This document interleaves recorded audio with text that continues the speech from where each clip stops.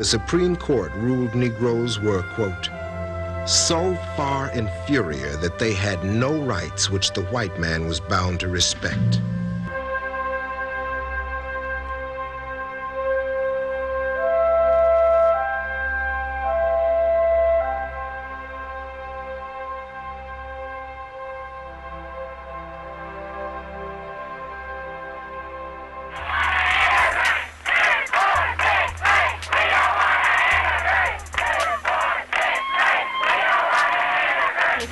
Until he came here. I mean, they never lived, well, what you'd say, close enough to us, or we just never around them, really. Isn't that part of what makes it difficult when you live 15 or 17 years of your life and then start doing something different all of a sudden? Well, I think, like, if a Spanish or a Chinese person came here, it wouldn't be hard to get along with them. It's just that the Negroes are what you might say more different to us than a Spanish person might be. Although they're called nonviolent or passive resistance, they're the most violent. I also think that it is in violation to my civil rights. If someone can say, "You must serve me," if a man owns an eating establishment, if he can't choose whom he pleases to serve or not to serve, that can affect me and you and anyone else. Going to school with colored children. Yes, sir, I think so. I mean, if I'm going to have to do it, I might as well get used to it. Well, now, what about this? Do you think that the trouble is with the students here in the high school and in the schools of Little Rock, or is it with the parents, or is it with outsiders, or where is the trouble? I think it's the parents. I mean, I saw, all these crowds out here and men kicking that Negro and everything. What do you think? Well, I think it was just downright un-American. I think it was the most terrible thing that has ever been seen in America. I mean, yeah, I guess I'm sounding patriotic or something like that, but I always thought that all men were created equal.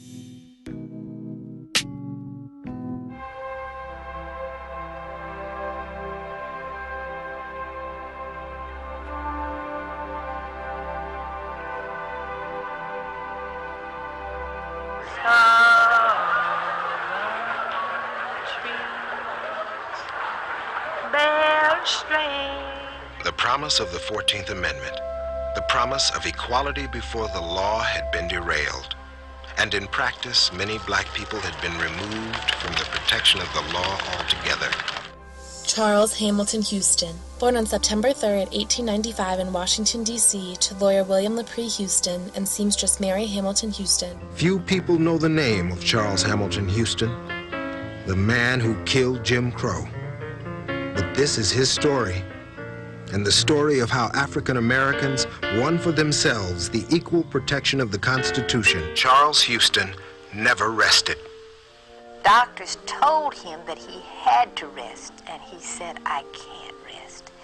And then he had a favorite saying he used to say, "I would rather die on my feet than live on my knees." And he literally died on his feet. If you was white, you was all right.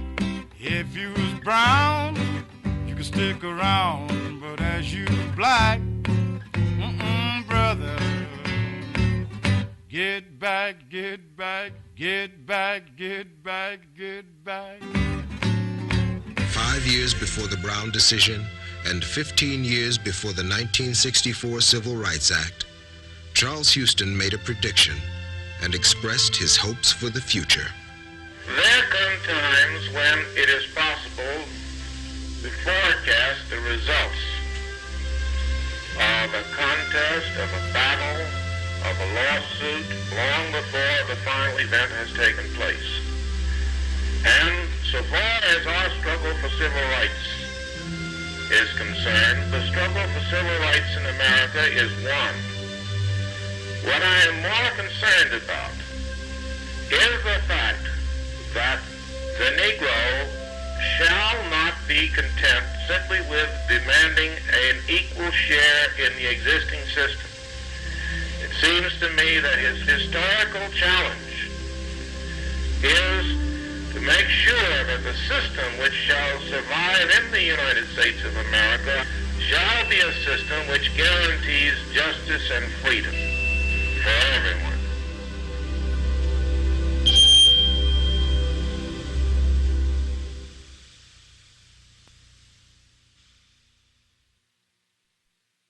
These old scenes were shot by a brilliant but little-known black lawyer, Charles Hamilton Houston.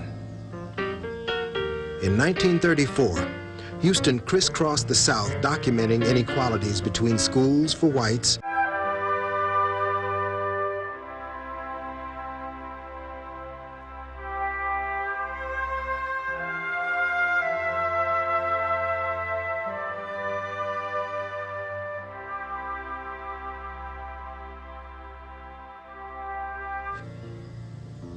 and schools for blacks.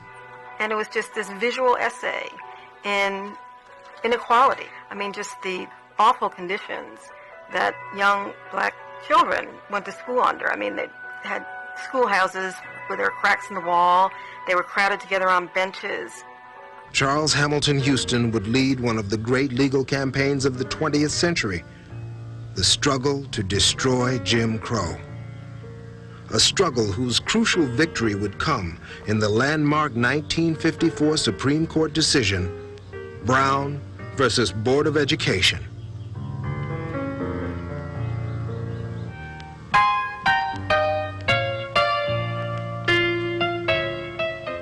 The road to Brown begins in Jamestown, Virginia, just 12 years after the first permanent English settlement in the New World.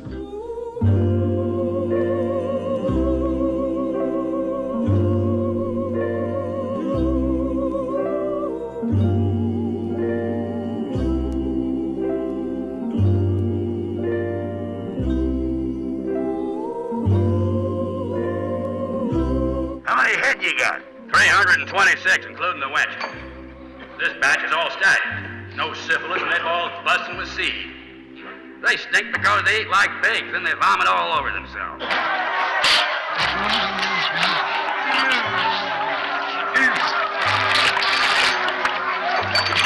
Now look how rested they are. I travel some comfort. Each one got a space 6 foot by 2 foot. They can even turn around. Real stallions. Every night they so hot for pleasure and they all humping each other like a pack of dogs. And here's the wenches. All of them got pups and near all is pregnant again. How many? 112. You go $300 each? There in 1619, 20 African slaves were sold into bondage. All right, Father. $300 for the males, $200 for the females, $100 for the cubs. Agreed, yeah? It wasn't long before colonial laws were defining black slaves as property, not people.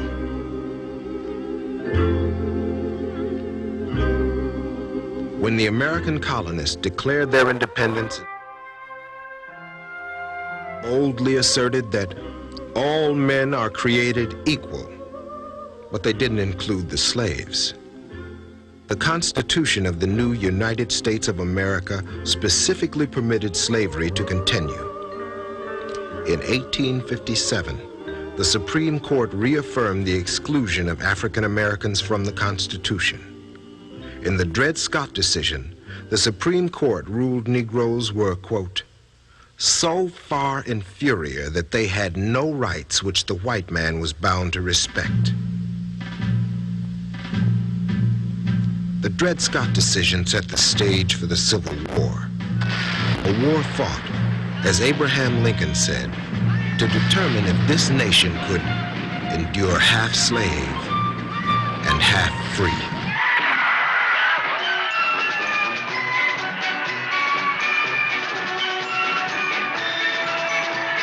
No more auction block for me, many thousand gone. With the North's victory, slavery was finally abolished by the 13th Amendment to the Constitution. The 14th Amendment then granted all citizens equal protection under the law. And then the 15th Amendment gave black people the right to vote. But in 1877, as federal troops were withdrawn from the South, state legislatures began passing new laws to undo the gains African Americans had made under the 13th, 14th, and 15th Amendments. As with Dred Scott, the Supreme Court would give constitutional sanction to racial discrimination. It was in 1896, in a case called Plessy versus Ferguson. It was this sanction which Charles Houston would dedicate his life to overturning.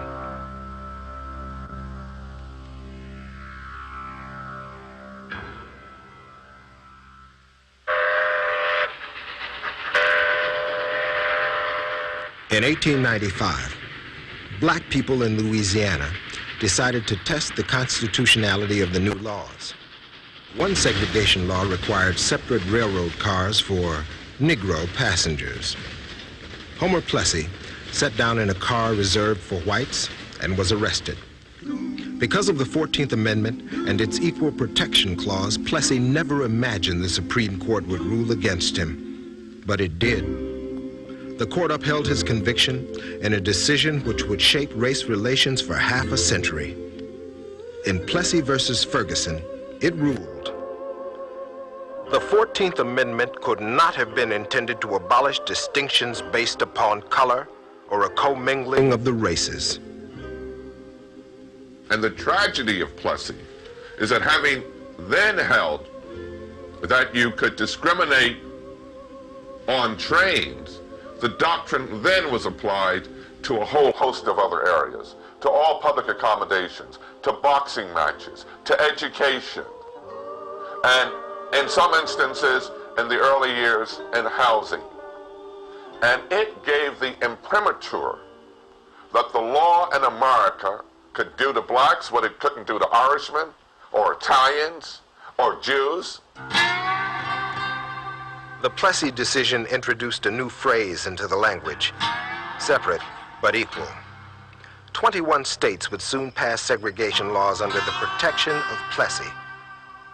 The turn of the century saw the existence of two Americas, one white and one colored. Colored America could not eat in white restaurants, play in white parks, die in white hospitals, or be buried in white cemeteries. Oklahoma even segregated phone booths. Mississippi segregated Coke machines.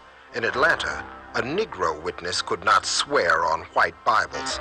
Florida segregated not only the schools, but even the textbooks in storage. This was the era of Jim Crow.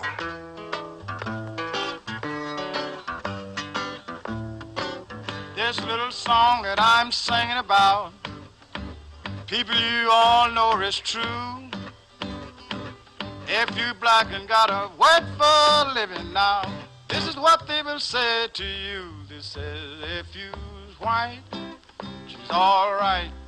If you's brown, stick around. But if you's black, oh, brother, get back, get back, get back.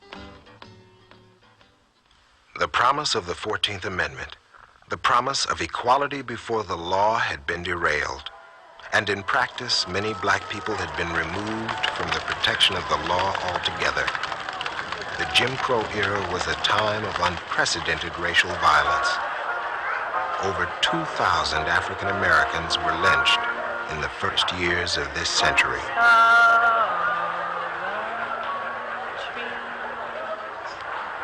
Bear strange fruit,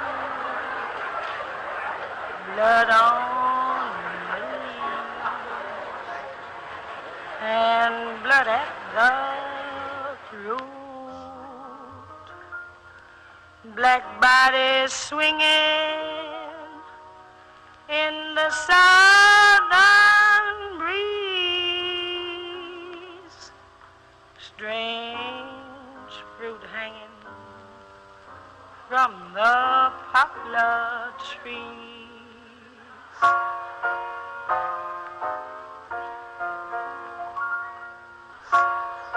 This was the divided America in which Charles Hamilton Houston grew up.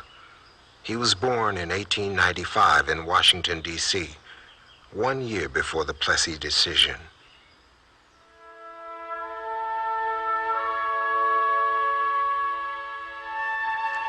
One of the interesting things about Charles Houston is that he had come from a privileged background, privileged in relationship to the majority of African Americans in the United States. He had come from a family in which his mother had at one time been a teacher. His father was a lawyer. His father was the head of his own law firm.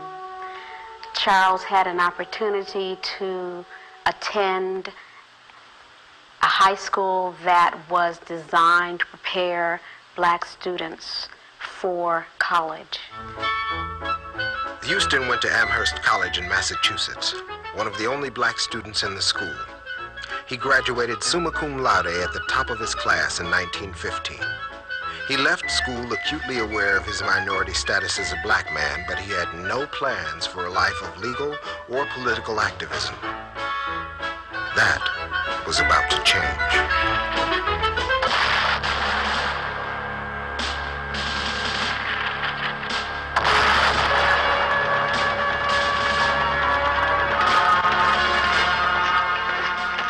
Along with 200,000 other black men, Houston volunteered for duty in World War I, the war to make the world safe for democracy. But he served in a segregated army. Although Houston was an officer, that didn't protect him from Jim Crow. He and the other black officers were given substandard housing next to a latrine. They were often restricted to base and harassed constantly. Overseas in France, Houston even had to face off a lynch mob of white soldiers. Houston later would write, "The hate and scorn showered on us Negro officers by our fellow Americans convinced me there was no sense in my dying for a world ruled by them. I made up my mind that if I got through this war, I would study law and use my time fighting for men who could not strike back." Thus, Charles Houston began to see even more clearly that it was the administration of law, the lack of justice, that was a primary concern for him, so that when he went to law school, he fully intended to begin to study the law with a view towards being able to use the law to change that situation for his people. In 1920, Charles Houston took his first step down the road to Brown. He entered Harvard Law School. Houston became the first black editor of the prestigious Harvard Law Review, and one of his professors, future Supreme Court Justice Felix Frankfurter, called him one of the most brilliant students he'd ever taught. After graduation, Houston undertook a survey of black lawyers. In the entire South, he found fewer than 100 black lawyers serving 9 million black people.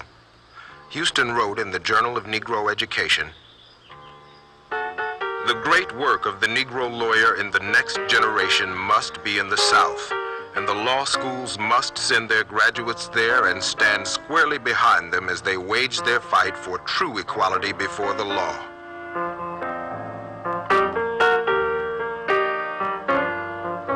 Houston realized that a legal challenge to the Jim Crow laws would require a cadre of young black lawyers armed with a zeal for social justice. Houston got the chance to forge this team in 1929. He was appointed Dean of the Howard University Law School.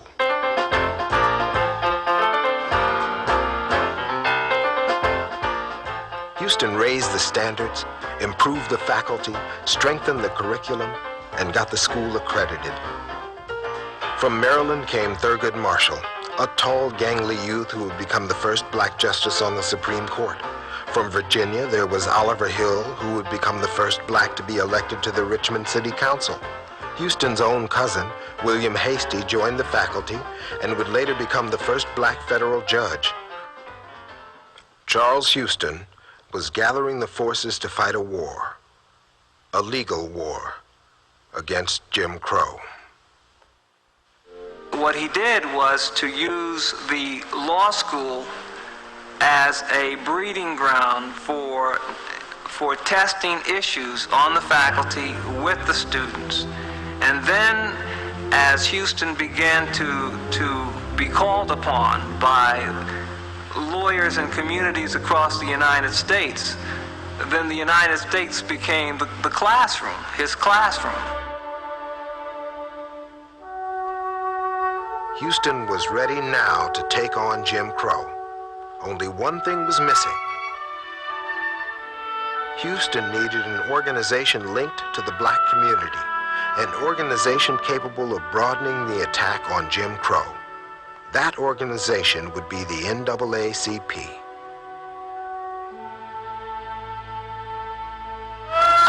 Segregation is our enemy. It must be removed. Segregation is our enemy. It must be removed. The National Association for the Advancement of Colored People had been founded in 1909 in response to the rising tide of racial violence. Charles Houston was appointed special counsel in 1934. It was now almost 40 years after the Plessy decision. Most people accepted Jim Crow as a permanent part of American life. But Houston had seen a weak spot in Jim Crow law. In a memorandum to the NAACP National Committee, Houston outlined a strategy for overturning segregation. The battle, he believed, could be won if fought in the schools.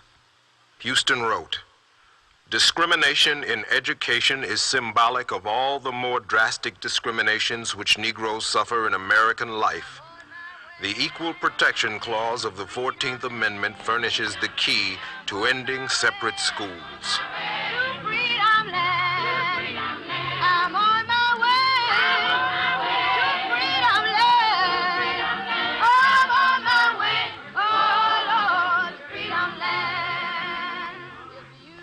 Houston proposed a two-stage attack on the separate but equal doctrine of the Plessy decision. First, he would build up precedents proving that separate facilities were not equal. Only then would he attack the principle of separateness itself. Juanita Stout, the first black woman on the Pennsylvania Supreme Court, began her career as Houston's legal secretary. And he devised a strategy, first of all, when he attacked the separate but equal theory. His real thought behind it was that, all right, if you want it separate but equal, I will make it so expensive for it to be separate that you will have to abandon your separateness. And so that was the reason he started demanding equalization of salaries for teachers, equal facilities in the schools, and all of that.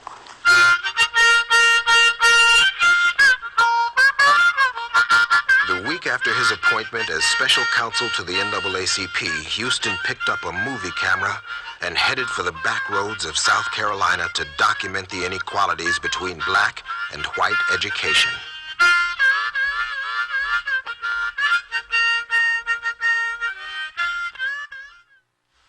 Majeska Simpkins taught school and was NAACP secretary for many years in South Carolina. I was up at the bank, standing in line to get my check cashed. And there was a white teacher about 3 in front of me talking. They were just talking in line. And in the course of the conversation, I found out that she was teaching 6th grade. When they counted out the money to her, she was getting exactly twice as much as I was getting, and both of us were teaching 6th grade. But her hide was white and my hide was black. Now that went on in the South for years and years. Well, no matter what you were doing, the white man's work was just more valuable than the black man's work, no matter what category of labor or profession it was.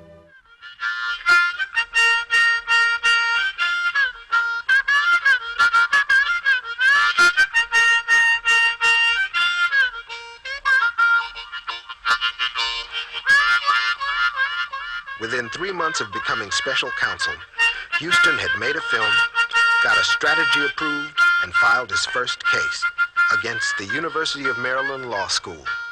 Jim Crow was being taken to court.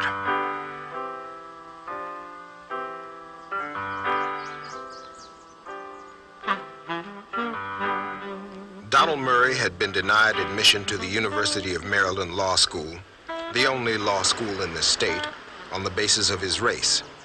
Charles Houston brought suit in municipal court. When the day came to argue the case, Houston asked the community to dress up and attend the trial.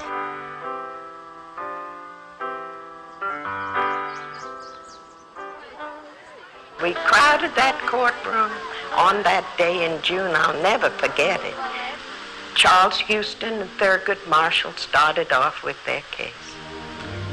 And the judge, never even having left the bench, was so moved by the logic and the simplicity of Charles Houston's words and Thurgood Marshall that he ordered the University of Maryland to admit Donald Gaines Murray to the University of Maryland Law School.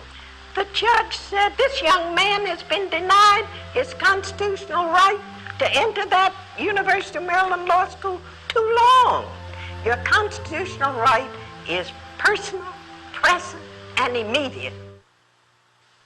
The court ordered the state of Maryland to admit Murray and integrate its law school. Houston's legal campaign had scored its first major victory.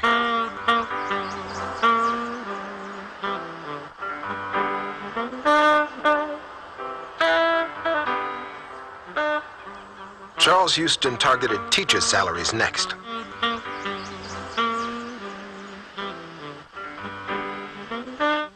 Teachers had long held the most respected positions in the black community, yet their salaries were a fraction of their white counterparts. Houston knew their support would be key in mobilizing black communities in the South for the larger fight against Jim Crow.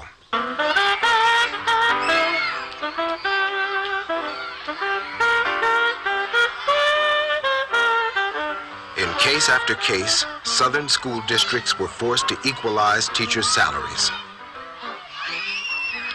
Black teachers saw their paychecks double. Support for the legal attack on Jim Crow grew.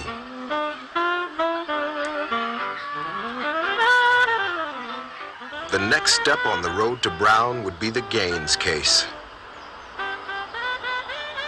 Charles H. Houston brought this case seeking his admission into the law school. That is the only time in my life, grade school, high school, college, or graduate school, or professional school, that I ever cut class. But even though I was a teenager, I had heard of Charles H. Houston, and I had a lifelong ambition to be a lawyer myself. And when I heard that Charles H. Houston was coming to Jefferson City, Missouri, I cut class and went to the Supreme Court of Missouri that day, and I was thrilled. Gaines was a citizen of Missouri, and he had the temerity to believe that since the state had only one law school, that he should be able to attend it. The Missouri Supreme Court, tragically, in a unanimous opinion, that state court said, that since there were schools available in Nebraska and in Illinois and in Iowa, which would accept blacks, that Gaines would have to go to one of the schools bordering Missouri rather than to go into his own native land. But now Houston could appeal the Missouri court's ruling to the Supreme Court. A decision here would apply to all the states. And by a magnificent opinion by Chief Justice Hughes, they held that that was a violation of the Equal Protection Clause. That even if a state was going to provide separate education, it couldn't provide separate education outside of the state.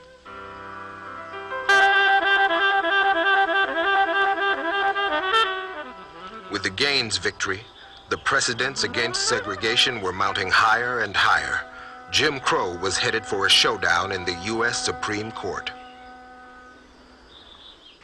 No more Jim Crow.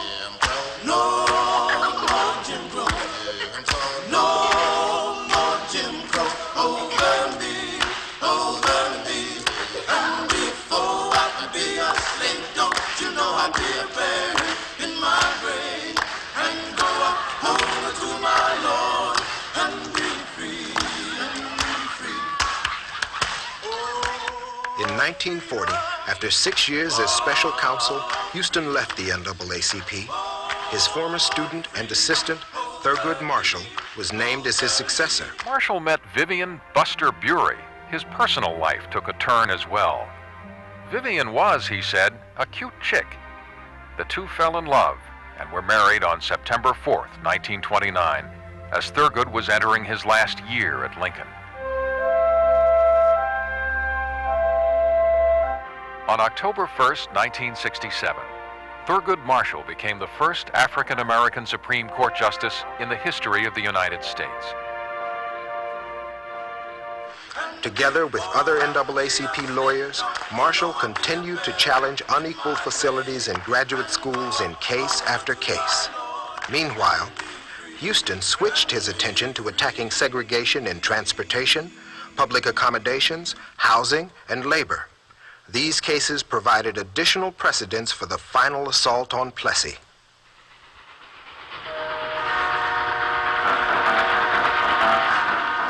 One of these cases attacked preferential hiring in the railroad industry. The reason that you had black firemen in the early days was because that was the lousiest job you could have. You're stoking coal. And it was an ugly job, and it didn't pay too very much, but all of a sudden, got diesel engine. All a fireman has to do is pull this lever, and sit and enjoy himself. Well, you can imagine what the whites, how quickly they went after those jobs. Well, Charlie Houston was a genius. He won a case called the Steele case, and where that was declared illegal for the white union to negotiate to give the jobs that the black firemen had to white firemen just because they were now easy jobs. It seemed as if Charles Houston never rested. He sued to integrate the armed forces and defense industries after World War II. He served on President Roosevelt's Fair Employment Practices Commission, wrote a regular column for the Baltimore Afro-American. He testified before Congress, led protests, marches, and rallies.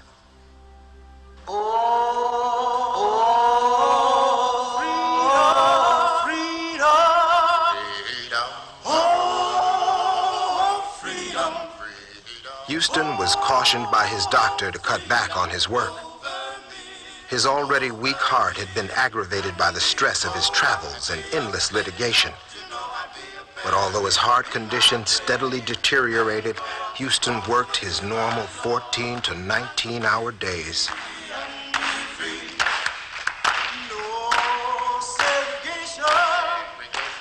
It was interesting to me to watch this man work. Shirt sleeves, an old eye shade on, his door open, bent over, a big book, reading it very closely and making notes.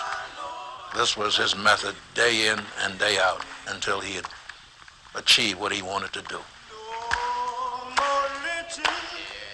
The thing about Houston that impressed me so much was the fact that he did not realize his own greatness.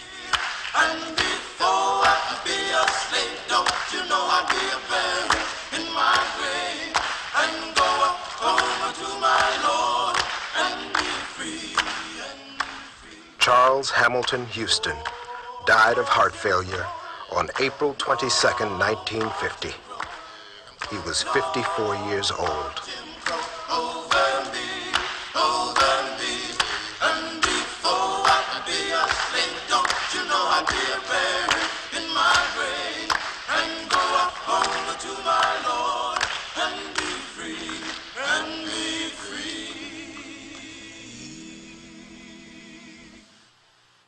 There was just a sense of such a loss and almost a sense of how could this have happened to a man who did so much good and whose life was still needed. And he literally, I mean, you talk about somebody who literally gave his life for the cause because he had this heart trouble, heart attack, and the doctors told him that he had to rest, and he said, I can't rest. And then he had a favorite saying he used to say, I would rather die on my feet than live on my knees. And he literally died on his feet. There come times when it is possible to forecast the results of a contest, of a battle, of a lawsuit long before the final event has taken place. And so far as our struggle for civil rights is concerned, the struggle for civil rights in America is won. What I am more concerned about is the fact that the Negro shall not be content simply with demanding an equal share in the existing system. It seems to me that his historical challenge is to make sure that the system which shall survive in the United States of America shall be a system which guarantees justice and freedom for everyone.